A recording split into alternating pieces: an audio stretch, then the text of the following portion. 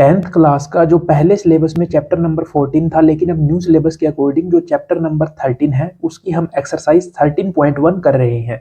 उसका जो हमें 5th क्वेश्चन निकालना है उसमें हमें मीन फाइंड करना है। ये क्वेश्चन एक डिफिकल्ट क्वेश्चन की लाइन में आता है। और अगर देखिए आपको मीन कैसे निकालना बोला जाएगा एग्जाम में, आपको बोला जाएगा कि इसका मीन फाइंड कीजिए, आपको एक स्टेटमेंट दे दी जाएगी और आपको उसका मीन निकालना है। लेकिन मीन निकालने के 3 मेथड होते हैं, आप किसी भी मेथड का यूज कर सकते हैं, लेकिन स्पेसिफिक अगर आपको बोला जाए कि स्टेप डेविएशन से कीजिए, एज्यूम्ड मीन से कीजिए या फिर डायरेक्ट मेथड से कीजिए, तो आपको उसी मेथड का यूज करना होगा। तो इस छोटी सी वीडियो में, छोटी सी वीडियो क्यों बोल रहा हूं, क्योंकि इस छोटी सी वीडियो में ही हम तीनों के 3 मेथड से इसको सोल्व करेंगे। चलिए शुरू करते हैं। सबसे पहले डायरेक्ट मेथड से। डायरेक्ट मेथड का फॉर्मूला क्या होता है मीन निकालने का? Summation of F I x i by में समेशन ऑफ एफ आई। तो ये जो हमें डाटा दिया गया है क्लास इंटरवल, जिसको हम बोलते हैं नंबर ऑफ मैंगोज, मतलब 50 से 52 के बीच में मैंगोज हैं। नंबर ऑफ बॉक्सेस, इसको हम क्या बोलते हैं? एफ आई से हम इसको डिनोट करते हैं। फिर एक्स आई हमने इस डाटा में से बनाया। एक्स आई कैसे बनाते हैं? 50 प्लस 52 बाय में 2, मतलब lower class plus upper class, और उसको हम जब 2 से डिवाइड करेंगे तो 51 हमारा आ जाएगा। या फिर आप सिंपली देख सकते हैं 51 इनके बीच में से हम ले सकते हैं। अब हमें इनकी मल्टीप्लाई करनी है, क्योंकि summation of F I x I बनाना है, तो उसके लिए सबसे पहले तो हमें एफ आई एक्स आई निकालना ही होगा। तो हम कैसे निकाल सकते हैं? 15 की 51 से जब आप मल्टीप्लाई करोगे तो आप करके जब देखोगे तो आपका आएगा 765 यानी 765। फिर 110 की जब आप 54 से करोगे ये आएगा 5940। उसके बाद जब आप 135 की 57 से मल्टीप्लाई करोगे तो ये आएगा 7695। फिर आगे आएगा 6900 और फिर लास्ट में आएगा 1575 जब आप 63 की 25 से मल्टीप्लाई करोगे। अब देखिए बहुत से बच्चे क्या काम करते हैं कि जैसे मीन का क्वेश्चन निकालना आया तो सबसे पहले सोचते हैं कि डायरेक्ट मेथड में हमें बहुत कम स्टेप का यूज करना पड़ेगा और वो डायरेक्ट मेथड का यूज कर लेते हैं। लेकिन अगर आप डायरेक्ट मेथड को यूज करोगे तो जो आपकी कैलकुलेशन है वो परफेक्ट होनी चाहिए, क्योंकि इसमें जो कैलकुलेशन है वो बहुत बड़ी आती है। आप देख लीजिए यहाँ पे कैलकुलेशन कितनी है, लेकिन जब हम स्टेप डेविएशन से सोल्व करेंगे तो कैलकुलेशन कितनी छोटी हो जाएगी। तो अब हमें इसका समेशन करना है। तो after summation this we find 22,875। और अब इसका भी समेशन हमें करना होता है, समेशन ऑफ एफ आई। इसका जब हम समेशन करेंगे, कर लीजिए 5 5 10 प्लस 5 15 प्लस 5 20। 2 जो कैरी थे 2 प्लस 2 4 1 5 3 8 1 9 1 10। 1 कैरी 1 1 2 3 4 400 इसका समेशन आ गया फ्रीक्वेंसी का। तो अब हमें क्या करना है, हमारे पास सारा का सारा डाटा अवेलेबल है। 22,875 डिवाइड में 400। तो आफ्टर डिवाइड दिस, चलो डिवाइड करके दिखा देते हैं आपको, इसका आंसर क्या आएगा? 400। बिल्कुल सिंपल डिवाइड है। सबसे पहले आप 5 पे चले जाइए, कितना होगा? 400 को अगर हम 5 से मल्टीप्लाई करेंगे तो हो जाएगा 2000। कितना बचा? 287। ऊपर से आ गया 5, अब जाएगा ये 7 पे, तो ये हो जाएगा 2800 यानी 2800। अब यहाँ पे हमने जैसे ही 0 को ऊपर से लिया तो यहाँ पे पॉइंट, फिर जाएगा ये 1 पे, तो अब तो 400 बन जाए 400। कितना बचा? 350। एक बार और 0 ले लीजिए, तो ये हो गया 8 पे हम इसको ले जाते हैं, ये हो गया 3200। अब जैसे जैसे आप इसको आगे सोल्व करते जाओगे ये ऐसे ही आगे बढ़ता जाएगा। तो हम इस आंसर को डायरेक्टली क्या लिख सकते हैं? 57.19, या आप 57.18 तक भी इसका मीन निकाल सकते हैं, आपका गलत नहीं निकालेगा कोई भी एग्जामिनर। तो ये आपका क्वेश्चन सोल्व हो गया। अब हम चलते हैं एज्यूम मीन मेथड की तरफ। देखिए इसमें भी हमें सबसे पहले नंबर ऑफ बॉक्सेस तो हमें यहाँ पे लिखने हैं, ये तो हमारे मैथ में ही दी गई है स्टेटमेंट।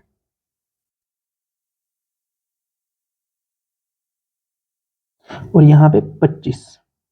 तो इनका समेशन आप अभी कर लीजिए, समेशन की तो हमें इसके लोड पड़ेगी ही। ये आएगा हमारा 400, हमने ऊपर अभी अभी करके देखा ही था। ठीक है, अब हमें निकालना है सबसे पहले एक्स आई। तो एक्स आई तो यहीं से निकलेगा, ये हो गया 51 54 57 60 एंड यहाँ पे 63। अब हमें क्या निकालना है? D I. तो देखिए सबसे पहले तो आपको पता होना चाहिए कि अगर हम एज्यूम्ड मीन मेथड का यूज करके इसका मीन निकालना चाहें तो फॉर्मूला ये होता है A plus summation of F I D I divide में समेशन ऑफ एफ आई। अब हमें एफ आई डी आई निकालना है तो सबसे पहले आपको पता होना चाहिए ए क्या है। अब ये जो एक्स आई है इसमें से हमें एक ए को हम एज्यूम करेंगे, जिसको हम ए एज्यूम करेंगे हमें यहाँ पे लिखना पड़ेगा let a is equal to 57। अब देखिए डी निकालने का फॉर्मूला क्या होता है, एक्स आई माइनस ए, मतलब ये एक्स आई है और ये हमने ए एज्यूम किया है। तो 51 में से आप 57 को माइनस करेंगे तो आएगा -6, 54 में से 57 को माइनस करेंगे -3, 57 में से 57 0, 60 में से 57 3, 63 में से 57 6। अब हमें कुछ नहीं करना है, हमें चाहिए एफ आई डी आई। तो अब हम निकाल लेते हैं एफ आई डी आई, मतलब इसकी इससे मल्टीप्लाई आप कर दीजिए। 15 को -6 से जब आप मल्टीप्लाई करोगे तो हो जाएगा माइनस के 90, 110 को -3 से मल्टीप्लाई करोगे माइनस के 330, जीरो की वजह से जीरो, 115 को 3 से करोगे तो कितना हो जाएगा 345। बिल्कुल सिंपल कैलकुलेशन है, देखिए पहले वाले से तो बहुत सिंपल कैलकुलेशन है। 25 को 6 से करोगे 150। अब हम इसका समीशन कर लेते हैं, summation of F I D आई। तो समीशन बिल्कुल इजी है, माइनस वालों को अलग से जोड़ दीजिए। 330 में जब आप 90 जोड़ोगे तो ये कितने हो जाएंगे बताइए सभी, 420, लेकिन होंगे माइनस के। प्लस वालों को अलग से जोड़ लीजिए, ये हो गया 5 5 4 9 3 1 4।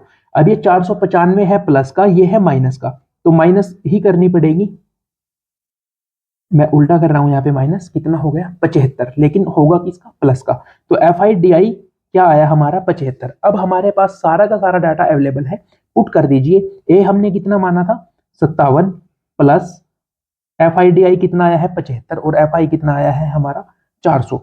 तो देखिए हमें यहां से देख के पता चल गया कि हमारा जो आंसर है 57.19 के आसपास ही आंसर आएगा।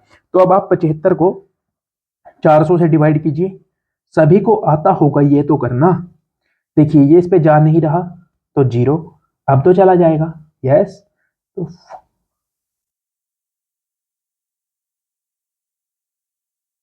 एक बार और कर लीजिए बस,